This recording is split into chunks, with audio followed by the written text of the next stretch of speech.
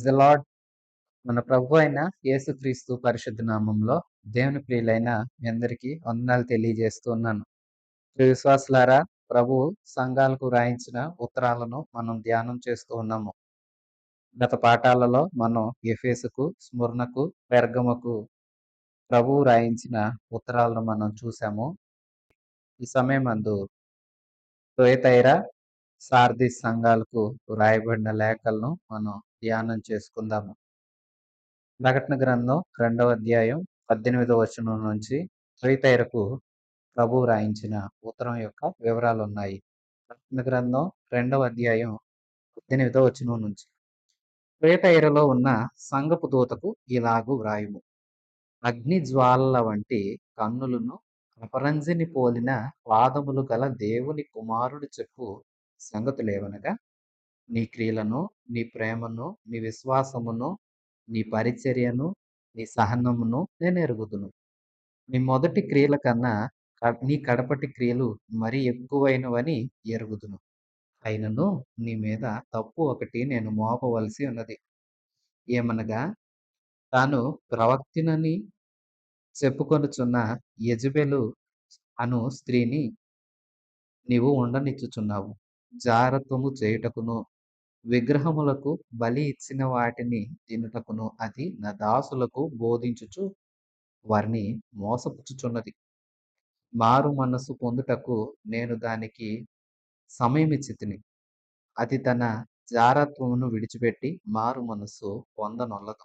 ఇదిగో, నేను దానిని మంచం పట్టించి దానితో కూడా వ్యభిచరించుచు వారు దాని క్రియల విషయమై మారు మనస్సు పొందితేనే గాని వారిని బహుశ్రమల పాలు చేతును. దాని పిల్లలను నిశ్చయముగా చంపెదను. అందువలన అంతరంద్రియములను, హృదయములను పరీక్షించువాడను నేనే అని సంఘములన్నీయు తెలుసుకొనును. మరియు మీలో ప్రతి వానికి వాని వాని క్రియల చొప్పున ప్రతిఫలమిత్తును. అయితే తుయతైరలో కడమవారైన మీలో అనగా ఈ బోధను అంగీకరింపక సాతాను యొక్క గూఢమైన సంగతులను ఎరగమని చెప్పుకొని వారందరితో నేను చెప్పుచున్నదేమనగా, మీ పైని మరి ఏ భారం పెట్టను. నేను వచ్చు వరకు మీరు కలిగి ఉన్న దాన్ని గట్టిగా పట్టుకోండి. నేను నా తండ్రి వలన అధికారం పొందినట్లు జయించుచు అంతము వరకు నా క్రియలను జాగ్రత్తగా చేయి వారికి జనుల మీద అధికారం ఇచ్చెదను. అతడు ఇనపదండముతో వారిని ఏలును. వారు కుమ్మరి వాని పాత్రల వలె పగలగొట్టబడుదురు. మరియు అతనికి వేకువ చుక్క ఇచ్చెదను. సంఘములతో ఆత్మ చెప్పుచున్న మాట చెవిగలవాడు వినుగాక. ప్రియ విశ్వాసులారా, తుయతైర ప్రాంతానికి వ్రాయిస్తూ ఉన్నారు దేవాది దేవుడు. ఈ తుయతైర ప్రాంతంలో కూడా అనేక విధాలైన వర్తకాలు జరగటం, అనేక మంచి విషయాలు అంటే లోకపరంగా మనం చూస్తే చక్కని విషయాలు ఎన్నో ఈ ప్రాంతానికి ఉన్నాయి. అయితే ఈ ప్రాంతంలో ఏర్పడిన సంఘానికి ప్రభువు వ్రాయిస్తున్న ఉత్తరం ఇది. ఈ తుయతైర, ఎఫెసు, స్ముర్న, పెర్గము, అలాగే మనం సార్దీసు, ఫిలదెల్ఫియా, లవోదికయ ఈ 7 సంఘాలకు వ్రాయబడిన ఉత్తరాలు టర్కీలోని 7 ప్రాంతాలలో ఉన్న సంఘాలు. వీటిలో కొన్ని ఇప్పటికైతే శిథిలావస్థలో ఉన్నాయి. కొన్నింటికి పేరు మారింది. కొన్నైతే నిలుచున్నాయి. కొన్నైతే శిథిలాలు మాత్రమే మిగిలాయి. ఎందుకంటే దేవుని మాటలు నిశ్చయం. దేవుని చిత్తానికి లోబడి దేవుడు చెప్పింది చెప్పినట్లు దిద్దుకొని సరిచేయబడితే వారిని దేవుడు దీవిస్తాడు. అలా కాదు అన్నట్లుగా ఆయన మాటనే వ్యతిరేకిస్తే ఆయన ఎందుకు ఊరుకుంటారు? కొన్ని ప్రాంతాలు శిథిలావస్థలో ఉన్నాయి, శిథిలమైపోయాయి. శిథిలాలు నేటికి త్రవ్వకాల్లో బయటపడుతూ ఉన్నాయి. అలాగే ఈ ప్రాంతాలకు ఒక్కొక్క ప్రాంతం నుంచి మరొక ప్రాంతానికి ఇంచుమించు 60-70 కిలోమీటర్ల దూరంలో ఉంటాయి ఈ 7 సంఘాలు కూడా. అయితే ఒకదానికి మధ్య అంత దూరం వ్యత్యాసం ఉంటుంది. తుయతైర అనే ప్రాంతంలో ఉన్న సంఘం యొక్క దూతకు సంఘానికి ప్రభువు రాయిస్తున్న మాటలివి. ఈ ప్రాంతంలో చాలా ఉన్నతమైన పరిచర్య జరగాలని ప్రభు కోరుకున్నాడు. ఈ ప్రాంతపు సంఘంలో ఉన్న వారికి కూడా కొన్ని మెప్పులు ప్రభు చూశారు, మెచ్చుకుంటున్నారు. తప్పిదాన్ని కూడా హెచ్చరిస్తూ ఉన్నాడు ప్రభు. తుయతైరులో ఉన్న సంఘం దూతకు రాస్తున్నారు. ప్రభు తను తాను ఇక్కడ పరిచయం చేసుకుంటున్న విధానం చూడండి. అగ్ని జ్వాల వంటి కన్నులు, అపరంజిని పోలిన పాదాలు గల దేవుని కుమారుడు చెప్పే సంగతులు. దేవుని కళ్ళు అగ్ని జ్వాలామయములు. అగ్ని జ్వాల వంటి కళ్ళు అంటే తీర్పు తీర్చే నేత్రాలవి. జాలిగల నేత్రాలుగా కాదు, అగ్ని నేత్రాలుగా పరిచయం చేసుకుంటున్నాడు ప్రభువు. అలాగే దగదగ మెరుస్తూ ఉన్న అపరంజిని పోలిన పాదములు.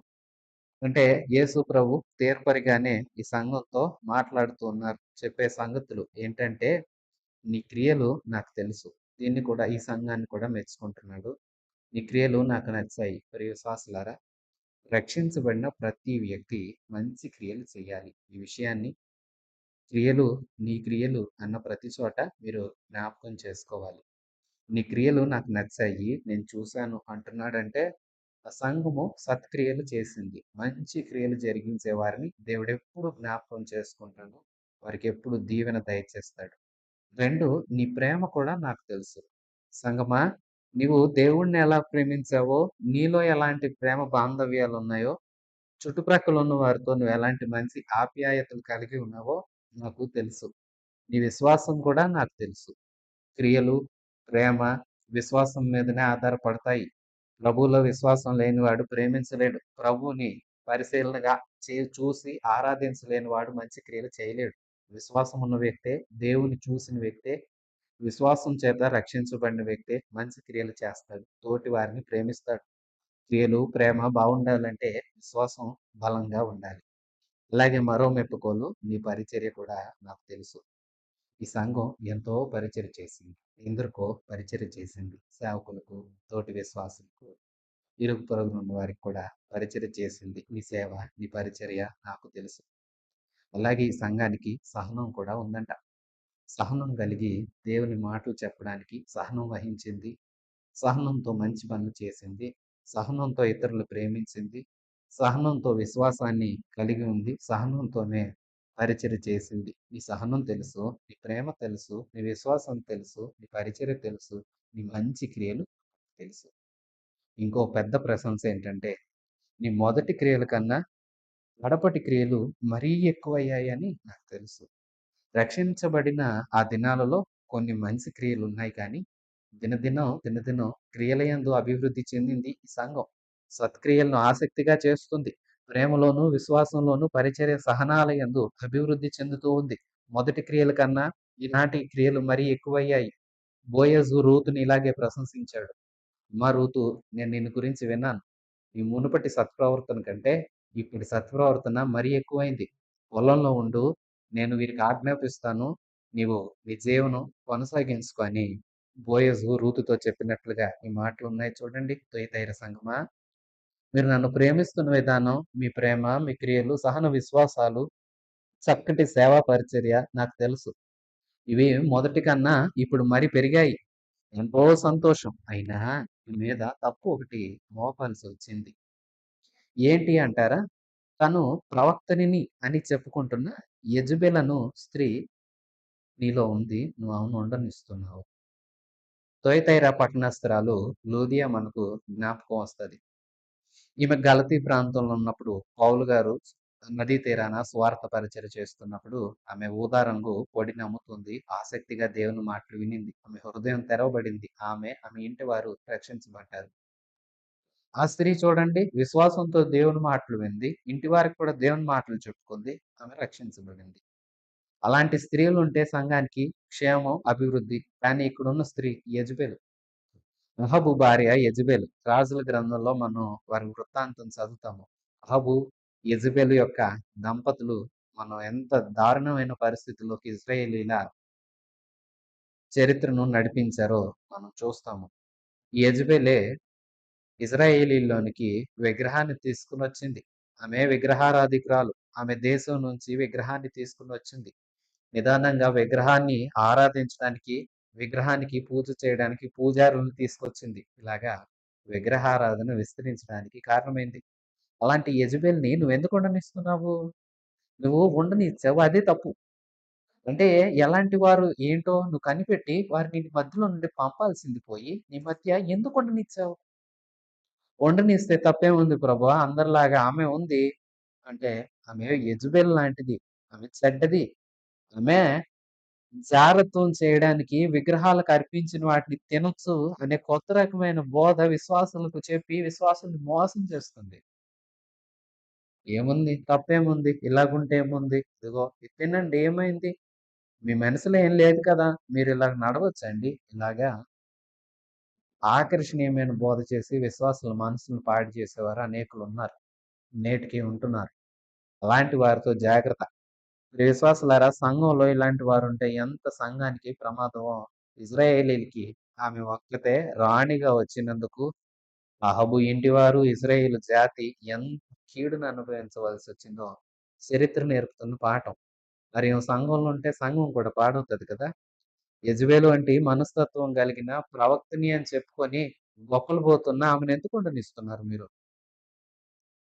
ఆమె జారత్వం చేయడానికి విగ్రహాలకు అర్పించిన వాటిని తినొచ్చు. ఏమైంది? అనే బోధ నా దాసులకు నేర్పి వారిని చెడగొడుతుంది. మారు మనసు పొందటానికి నేను దానికి సమయం ఇచ్చా. ఇప్పటిదాకా అవకాశం ఇచ్చాను. మారు మనసు పొందిద్దని నేను చూశాను. అయితే తన జారత్వాన్ని విడిచిపెట్టి మారు మనసు పొందనొల్లదు. మారే అవకాశాలిచ్చినా మారని అలాంటి మూర్ఖురాలిని సంగమా నువ్వెందుకు ఉపేక్షిస్తున్నావు? ఇదిగో నేను దాన్ని మంచం పట్టిస్తాను. దానితో కూడా వ్యభిచరించు వారు దాని క్రియల విషయమై మారు మనసు పొందితేనే గాని వారిని కూడా బహుశ్రమల పాలు చేస్తా. అంటే ఆ స్త్రీకి మారమని నేను అవకాశం ఇచ్చాను. మారలేదు. మారదు. ఊరుకోను. ఆమెను మంచం పట్టిస్తా అంటున్నాడు ప్రభు. సరే, మరి ఆ మాటలు విని మోసపోతూ ఉన్న వారి సంగతేంటి? వారికి నేను అవకాశం ఇస్తున్నాను. మారు మనసు పొందాలి. వారికి కూడా నేను సమయం ఇస్తున్నాను. మారు మనసు పొందాలి. పొందితేనే గాని లేకపోతే వారిని నేనే శ్రమల పాలు చేస్తాను. ఎవరు చెప్తున్నారు? దేవుని కుమారుడు. అపరంజి అపరంజిని పోలిన పాదములను అగ్ని జ్వాలల వంటి కన్నులు గల దేవుని కుమారుడు చెప్పే సంగతులేంటంటే మార్పు నొందు. మారితేనే సరి. లేదంటే బహుశ్రమల పాలు చేస్తాను. నేను ఆ స్త్రీని, ఆ స్త్రీ బోధన ఉండనివ్వను. ఊరుకోను. ఆ స్త్రీ బోధన అనుసరించి నడుస్తున్న వారిని కూడా నేను ఉపేక్షించను. దాని పిల్లల్ని నిశ్చయంగా చంపుతాను. అందువలన అంతరింద్రియాలు, హృదయాలు పరీక్షించువాడు నేనే అని సంఘములన్నీ తెలుసుకుంటాయి. ఈవేళటి వరకు కూడా ప్రతి సంఘాన్ని ఉద్దేశించి ప్రభు ఈ మాట సూటిగా చెప్తున్నాడు. సంఘాలన్నీ తెలుసుకునేటట్లు. సంఘములన్నీ తెలుసుకోవాలేమనంటే నేనే హృదయాలను, అంతరింద్రియాలను పరీక్షించే దేవుడిని. నా ప్రియ సహోదరి, సహోదరుడా, నీ లోపల ఏముంది? నీ ప్రక్కనున్న మనిషికి తెలియదేమో గాని నిన్ను పుట్టించిన దేవుడికి తెలుసు. నిన్ను కన్న తల్లిదండ్రులకి తెలియకపోవచ్చు నీ హృదయం ఎలాంటిదో. కానీ నిన్ను చూస్తున్న దేవుడున్నాడే, ఆయనకి ప్రతిదీ తెలుసు. ఆయన చెప్తున్నాడు, నేనే అంతరింద్రియాలను, హృదయాలను పరీక్షించేవాడినని, అన్ని తెలిసిన దేవుడినని, అన్నిటికి ఆది సంభూతుడినై ఉన్నానని, అగ్ని జ్వాలల వంటి కన్నులు గలవాడినని ప్రతి వారు తెలుసుకునేటట్లు దాని పిల్లల్ని నేను చంపేస్తా. ఎందుకంటే తను పాడైపోయింది. తన క్రియల చేత సంఘాన్ని పాడు చేస్తుంది. తన బోధలో మోసపోతున్న సంఘానికి నేను అవకాశం ఇస్తున్నాను. మారమని చెప్తున్నాను. మారకపోతే సంఘాన్ని ఊరుకోను. ఆ స్త్రీ మారకపోతే తన పిల్లల్ని కూడా నేను ఊరుకోను.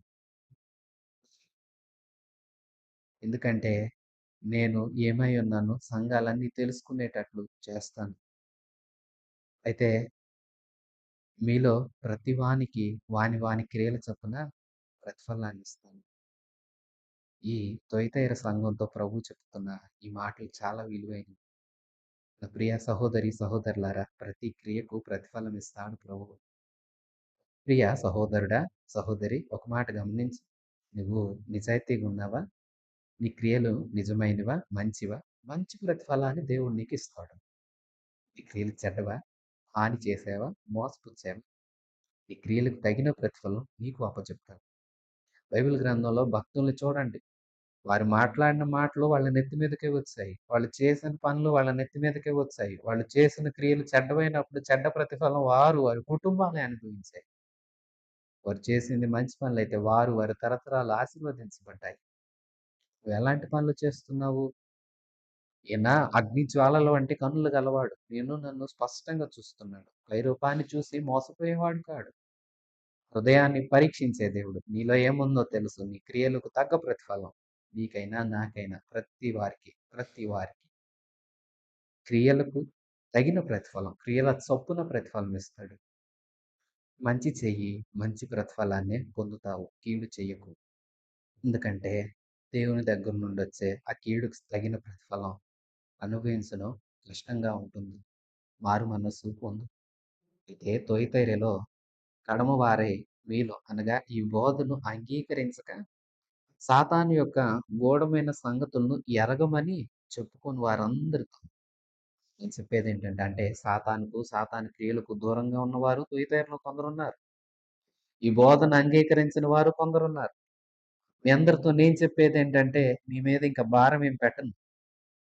మీరేదైతే ఇప్పుడు చేస్తూ ఉన్నారో, నేను వచ్చే వరకు మీకు కలిగి ఉన్న దాన్ని గట్టిగా పట్టుకోనండి. ఏ వాక్యం విన్నారు? ఏ ప్రార్థన జీవితం మీకుంది? ఎలాంటి మంచి బోధన అనుసరిస్తున్నారో, ఆ బోధను, ఆ మాటలను, మీ ప్రార్థనా జీవితాన్ని, మీ భక్తి జీవితాన్ని ఇప్పుడు ఎలా ఉందో అలాగే అన్నే గట్టిగా పట్టుకొని కొనసాగించండి. నేనొచ్చే వరకు మీరు అలాగే నమ్మకంగా ఉండండి. నేనొచ్చే వరకు మీరు అలాగుంటే, నేను నా తండ్రి వలన అధికారం పొందినట్లు జయించుచు అంతం వరకు నా క్రియలు జాగ్రత్తగా చేయు వారికి జనుల మీద అధికారం ఇస్తాను. తొయితైరలో కొందరున్నారంట, వీరు యెజెబెలు స్త్రీ యొక్క బోధనను లక్ష్యపెట్టలేదు. మంచి బోధ మీదే లక్ష్యముంచారు.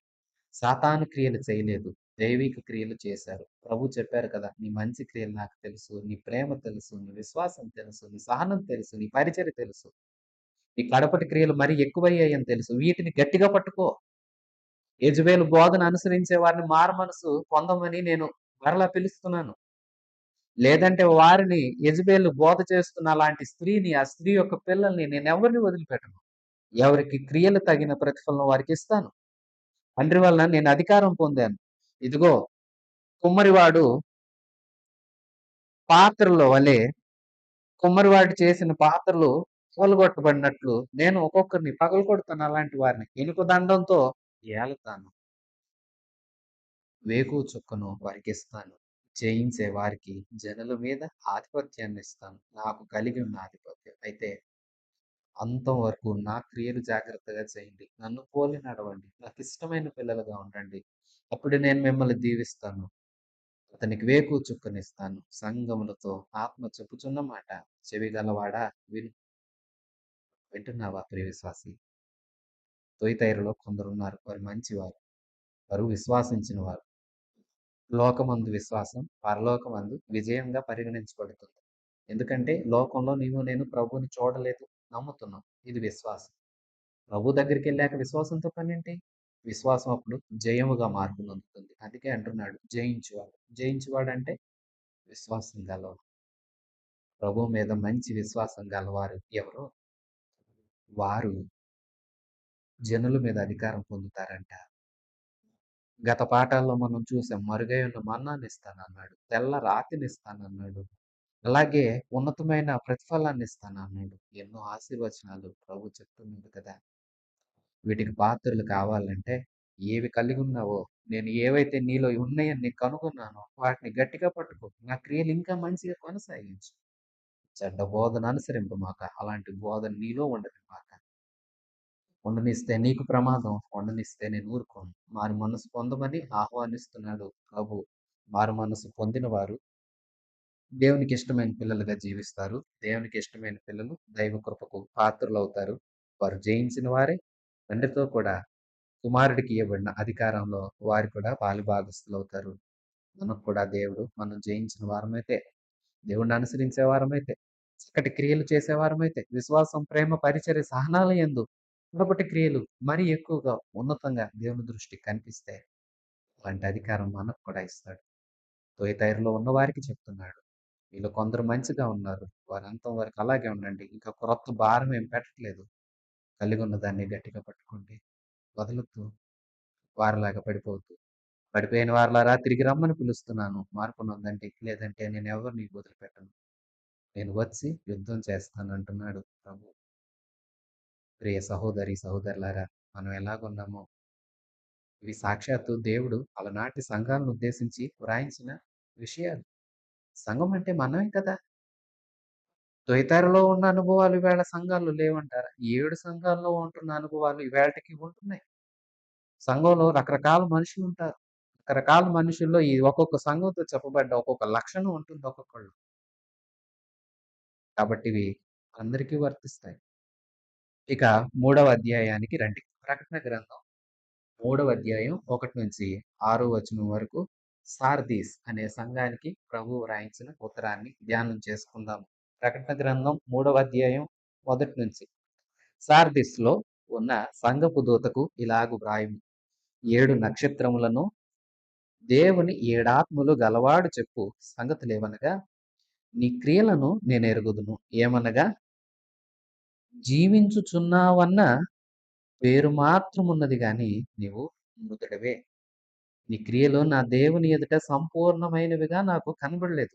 కనుక జాగరూకుడవై సావనై ఉన్న మిగిలిన వాటిని బలపరచుము.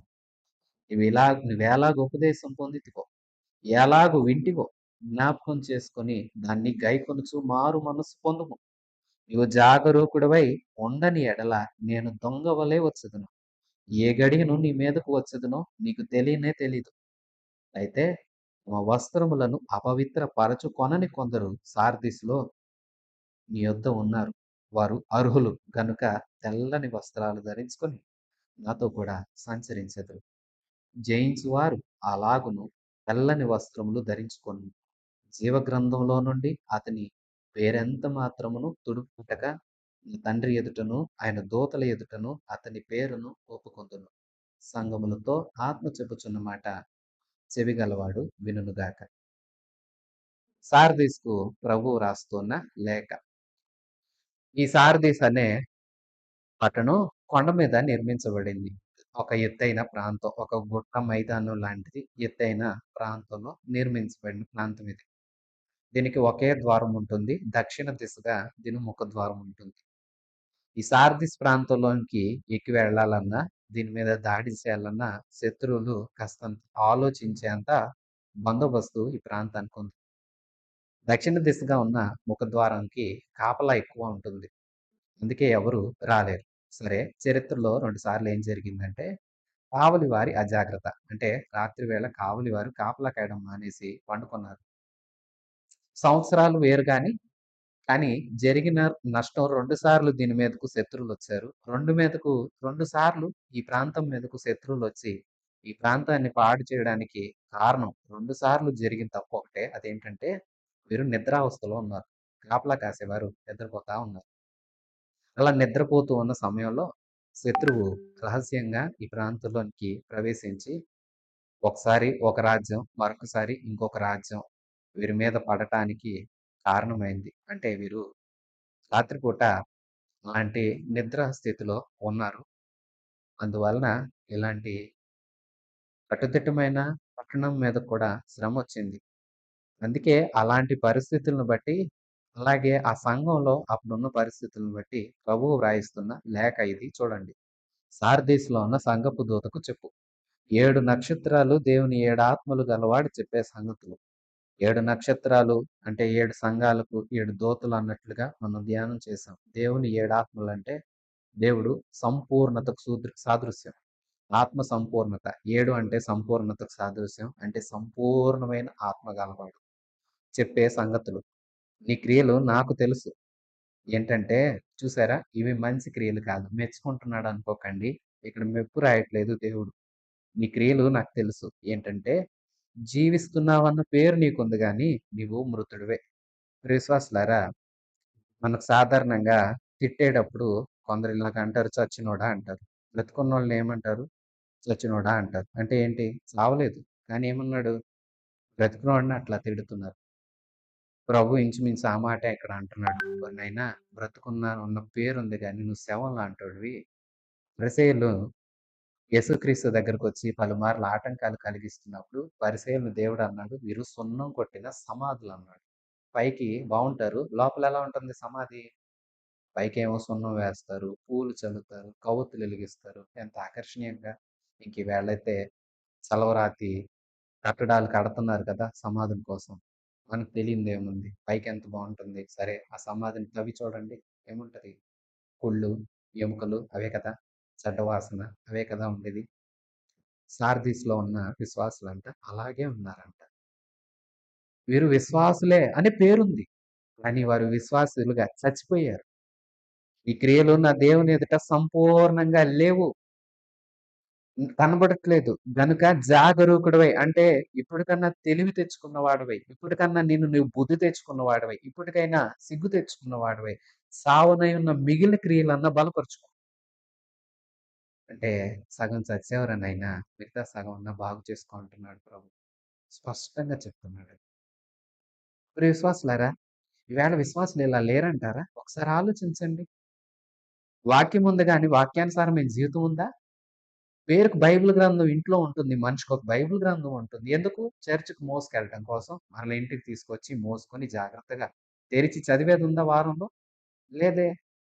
ఆదివారం కూడా ఆరాధనలో కొందరేమో భక్తులు వాక్యం చెప్పేటప్పుడు వాళ్ళకి నచ్చిందంతా చదువుకెళ్తారు. కొందరేమో సేవకులు చెప్పింది తెరిచి చూసి చదవటానికి కూడా బైబిల్ మాత్రం ఉంటుంది. మోసుకెళ్ళడానికి, ఇలా మోసుకొని రావటానికి అదేదో అలంకార వస్తువు, మందిరానికి అదేదో ఎంట్రీ టికెట్ అన్నట్లుగా, అది లేకపోతే మందిరానికి రానివ్వరు అన్నట్లుగా బైబిల్ పట్టుకెళ్తున్నారు.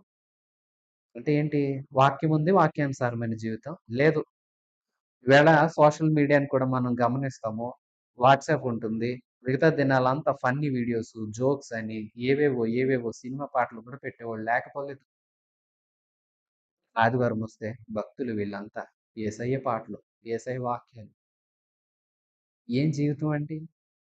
బ్రతుకున్నాం అనుకుంటున్నాం గానీ, దేవుడు అంటున్నాడు, జీవిస్తున్నావు అనుకుంటున్నావు గానీ చచ్చావురా నా దృష్టిలో.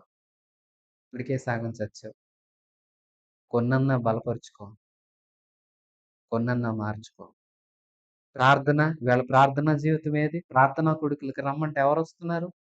అదే క్రొత్త క్రొత్త పేర్లు పెట్టండి. పలానా పండగలు, పలానా ఆకర్షణీయమైన పండగలని పేర్లు పెట్టండి. తండోపతండాలుగా వస్తారు.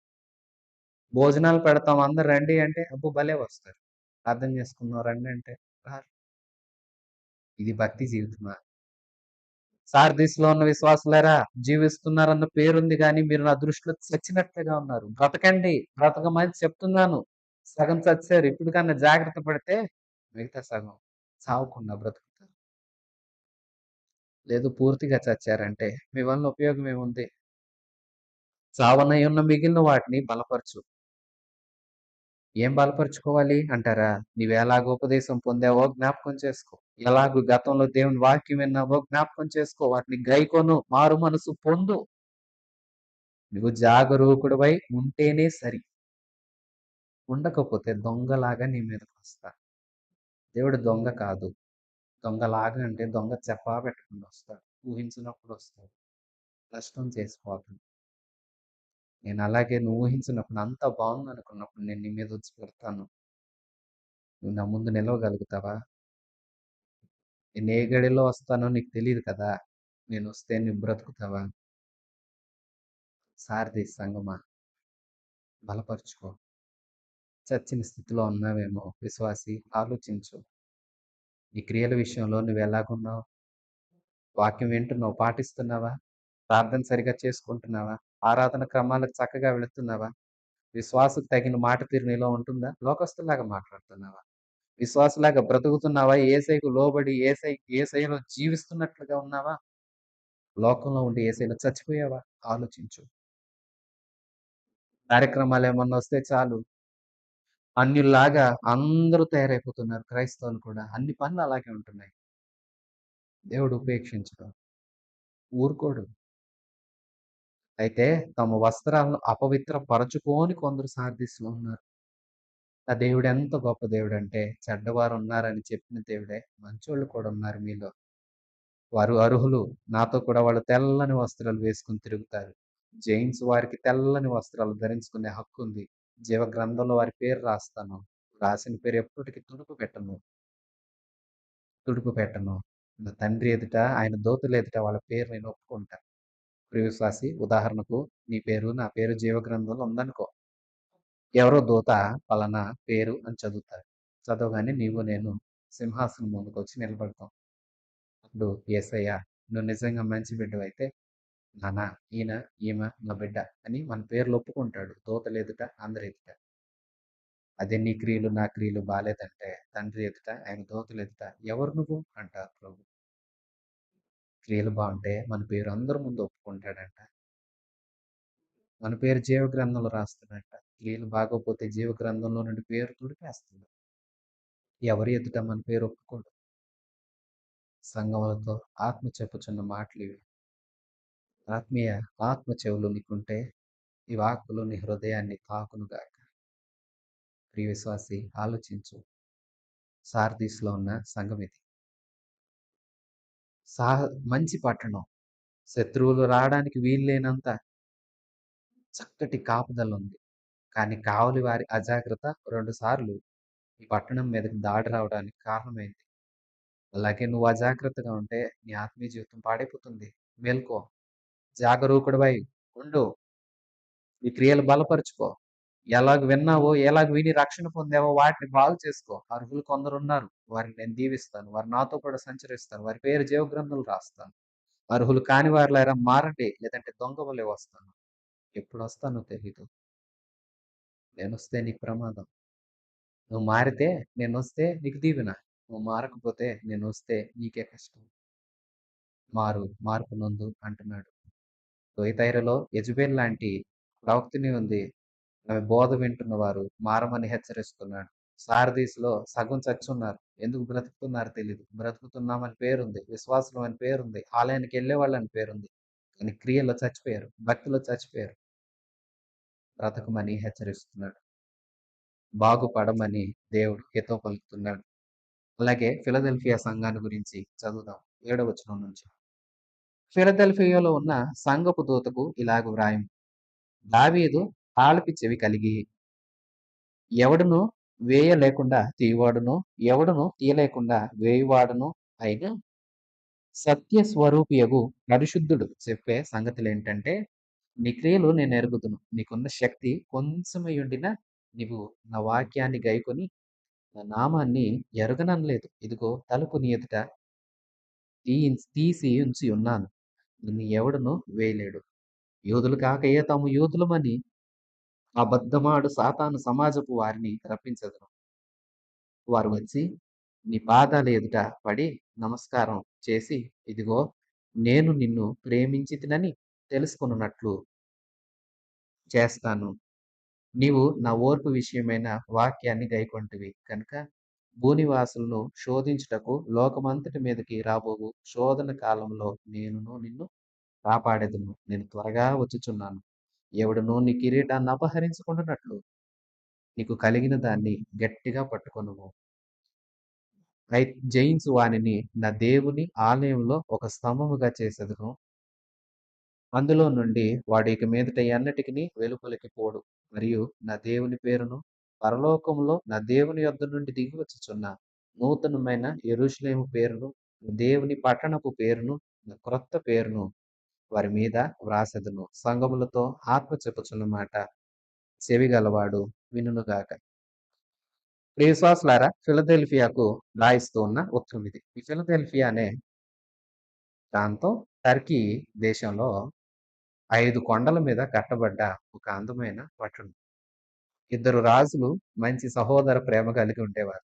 సహోదర ప్రేమనే గ్రీకు భాషలో ఫిలదెల్ఫియా అని పిలుస్తారు. అందుకే వారి సహోదర ప్రేమకు సూచనగా కట్టబడ్డ ఈ ప్రాంతాన్ని ఫిలదెల్ఫియా అని పిలుస్తారు.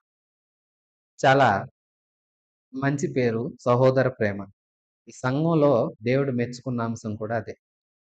అంతేకాదు ఈ సంఘానికి మరో ప్రత్యేకత ఉంది. అదేంటో చెప్పనా? ఒక్క తప్పు కూడా ఎత్తి చూపించలేదు ప్రభు.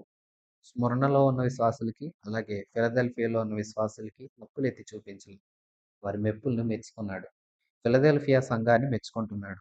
ఫిలదెల్ఫియా సంఘంతో ఈ మాటలు రాయి. దావీదు తాళపు చెవి కలిగిన దేవుడు. అంటే అధికారం గలవాడని అర్థం. ఎవరు వేయలేకుండా తీవాడు, ఎవరు తీయలేకుండా వేయవాడు. తలుపు అయినా సరే, అవకాశమైనా సరే, ఏదైనా యేసు చేసిన తర్వాత మరలా దాన్ని ఎవ్వరు మార్చలేరు. ఆయన మూస్తే ఎవరు తెరవలేరు. ఆయన తెరిస్తే ఎవరు మూయలేరు. అలాంటి అధికారం గలవాడును సత్య స్వరూపియగు పరిశుద్ధుడు. నేనే సత్యాన్ని, సత్యానికి స్వరూపాన్ని, పరిశుద్ధుడను అని కూడా దేవుడు చెప్తున్నాడు చూడండి. నిజమే మన దేవుడు పరిశుద్ధుడు. పాపులలో చేరనివాడు, కళంకు లేనివాడు, పరిశుద్ధుడు. చెప్పే సంగతులు ఏంటంటే, ఫిలదెల్ఫియా సంగమా, నీ క్రియలు నాకు తెలుసు. నువ్వెలాంటి మంచి క్రియలు చేశావో, నీ ప్రేమ ఎంత ఉన్నతమైనదో నాకు తెలుసు. ఇంకో మాట చెప్తున్నారేంటంటే, నీ శక్తి కొంచెమే, అయినా నీవు నా వాక్యాన్ని గైకొని, నా నామాన్ని ఎరుగను అనలేదు. అంటే ఇది చిన్న సంఘం. వీరి శక్తి కూడా కాస్త తక్కువే. వీరికున్న వనరులు, వసతులు అన్నీ తక్కువే. అయినా వీరంట దేవుడి వాక్యాన్ని బలంగా చేతపట్టారంట. దేవుని వాక్యాన్ని ఒప్పుకున్నారంట. మంచిగా ప్రకటన కూడా చేశారు. అందుకే అంటున్నాడు, తలుపు నీ ఎదుట తీసి ఉంచుతున్నాను. అవకాశం ఇస్తున్నాను. ధారాళంగా అవకాశం ఇస్తున్నాను. సువార్త ప్రచురం చెయ్యి. ఎవరు దాన్ని వేయలేరు. నేను నీకిచ్చే అవకాశాలు ఎవరు నీ దగ్గర నుండి దూరం చేయలేరు. నేను నీకు అవకాశం ఇస్తున్నాను. అవకాశపు ద్వారాలు తెరుస్తున్నాను. నీ శక్తి కొంచెమే కదా! ఇదిగో నేను నీకు శక్తిని అనుగ్రహిస్తున్నాను. నా పని చెయ్యి. నా పనిలో నువ్వు ప్రయాసపడు. నువ్వు యోధులు కాకపోయినా యోధులు పని చెప్పుకొని వారు కొందరున్నారు. అబద్ధమాడేవారు వారు. వారు సాతాను సమాజపు వారు. వారందరిని నీ దగ్గరికి తీసుకొస్తా. నీ పాదాల మీద పడేస్తా. వారొచ్చి నీకు నమస్కారం చేస్తారు. ఇప్పుడు వాళ్ళందరికి తెలుస్తుంది. నేను నిన్ను ప్రేమించానని. ఫిలదెల్ఫియా సంఘం దేవుణ్ణి ప్రేమించింది. మరో మాట చెప్పనా? దేవుడు కూడా ఫిలదెల్ఫియా సంఘాన్ని అంతే ప్రేమించాడు. చిన్న సంఘమే, శక్తి కొంచెమే. కానీ క్రియలు బలమైనవి. దేవుని కోసం బలంగా నిలబడిన సంఘం. తప్పు చెప్పని దేవుడి చేత తప్పులు చెప్పించుకోని సంఘం. అంటే దేవుని దృష్టిలో మంచిగా ఉన్న సంఘం. దేవుడు మెచ్చుకున్న సంఘం. ఇంకా అంటున్నాడు, నీవు నా ఓర్పు విషయాన్ని అయిన వాక్యాన్ని గైకొన్నావు. నీవు ఓర్పు కలిగున్నావు. నా వాక్యాన్ని గైకొన్నావు. నిజమే కదా! దేవుని వాక్యాన్ని విని పాటించాలంటే చాలా ఓర్పు కావాలి. వినడానికి ఓర్పు కావాలి. పాటించడానికి ఓర్పు కావాలి. మనం ఉన్న సమాజంలో దేవుని పిల్లలుగా బ్రతుకుదామంటే అనేకులు సూటిపోటి మాటలంటారు. వాళ్ళ కోసం మనం మారకూడదు. మనం దేవుని వాక్యాన్ని అనుసరించాలి. భూనివాసులకు శోధన రాబోతా ఉంది. శ్రమలు రాబోతున్నాయి. అలాంటి కాలంలో నేను నిన్ను తప్పిస్తాను. నేను నిన్ను దాచిపెడతాను. ప్రియ విశ్వాసులారా, ఆ తరం నుండి అంటే మొదటి శతాబ్దం నుండి నేటి వరకు లేదా యేసుక్రీస్తు రాకడ వచ్చే వరకు ఎవరైతే నిజంగా తమ విశ్వాసాన్ని నిజాయితీగా కాపాడుకుంటూ, దేవునికి లోబడి, భక్తి చేస్తూ, వాక్యాన్ని అనుసరించి నడుస్తూ, పరిశుద్ధులుగా జీవిస్తూ తమ జీవితాలను ఎవరైతే ప్రభువుకు నచ్చేటట్లుగా మలుచుకొని తమను తాము పాపపు లోకం నుండి కాపాడుకుంటారో వారందరూ ఈ ఫిలదెల్ఫియా సంఘానికి చెందినవారే. నీవు ఈ ఫిలదెల్ఫియా సంఘానికి చెందిన బిడ్డవేనా? సహోదర ప్రేమ కలిగిన బిడ్డవేనా? ఓర్పుగా వాక్యాన్ని గైకొని వాటిని అనుసరిస్తున్న బిడ్డవేనా? అయితే విను, భూనివాసులకు వచ్చే శ్రమలో నిన్నుంచడు, నిన్ను దాస్తాడు. తన యొద్దకు తీసుకెళ్ళిపోతాడు ప్రభు. భూనివాసులకు శోధన కలిగే వేళ నేను నిన్ను దాచిపెడతాను.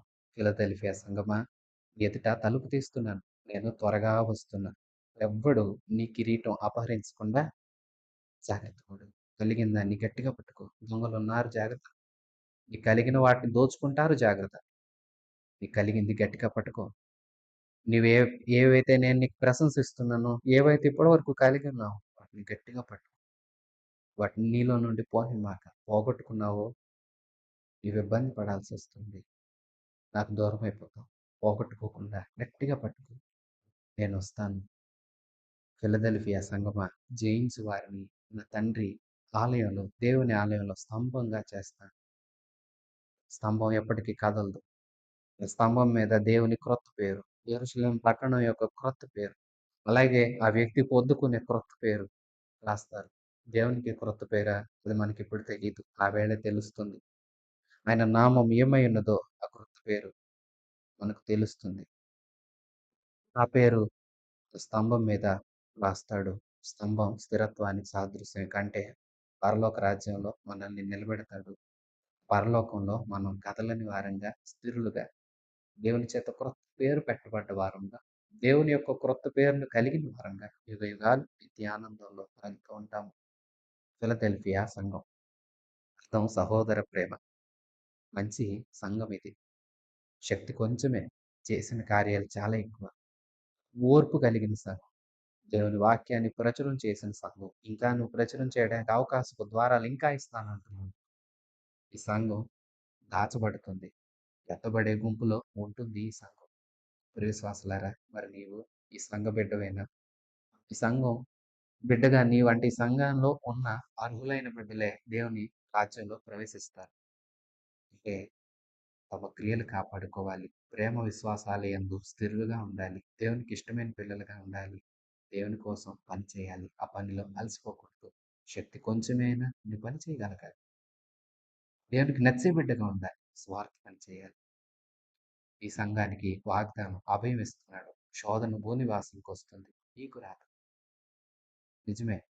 ఫిలదెల్ఫియా సంఘానికి ఏ వాగ్దానం చేశాడో అట్లాగే తన యందున్నవారు నిజంగా ఎత్తబడతారు. ఎత్తబడిన తర్వాత మిగిలిన భూనివాసుల మీదకు మహాశ్రమలొస్తాయి. సంఘానికి రాదు. విడవబడిన వారికి మహాశ్రమలొస్తాయి. సరే, ఏ గుంపులో నీవుంటావు? నాచబడే గుంపులో ఉంటావా? ఈ ఫిలదెల్ఫియా సంఘస్థుల్లాగా మెప్పు పొందుకునే స్థితిలో ఉన్నావా? సారథి సంఘమా, సగం చచ్చావు. బ్రతుకు, బ్రతకమని ఆజ్ఞాపిస్తున్నాను అంటున్నాడే. అలాంటి స్థితిలో ఉన్నావా? తొయితైర సంఘంలాగా కొందరేమో ఆ బోధన అనుసరింపక దేవుని క్రియలు చేసేవారున్నారు.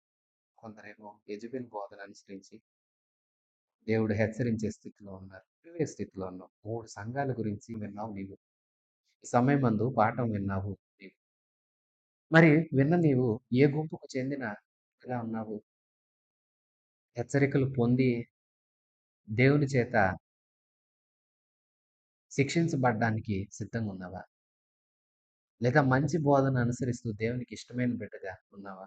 దాచబడే గుంపులో ఉన్నావా? లేదంటే ఆత్మీయ జీవితంలో చనిపోయి పేరుకు మాత్రం విశ్వాసిగా బ్రతుకున్న స్థితిలో ఉన్నావా? నీవేమై ఉన్నావో ఒకంత ఈ వాక్యాన్ని బట్టి నిన్ను నీవే పరీక్షించుకోగలిగితే దయగలిగిన నా దేవుని హస్తం మనల్ని ఇంకను బలపరిచి తన మహిమ కలిగిన రాకడకు సిద్ధపరచడానికి ప్రభు ఇష్టపడుతున్నట్టు ప్రతి సిద్ధపాటు మనందరికీ దయచేయబడునుగాక. సిద్ధపాటు కలిగిన వారమై దేవుని రాజ్యానికి మనందరం చేరుదుము గాక. ఆమెన్. మన ప్రభు అయిన యేసుక్రీస్తు కృప, తండ్రి అయిన దేవుని పరమ ప్రేమ, పరిశుద్ధాత్మ దేవుని సన్నిధి సహవాసం మనందరికీ సదాకాలం తోడై ఉండి నడిపించును గాక. ఆమెన్. God bless you.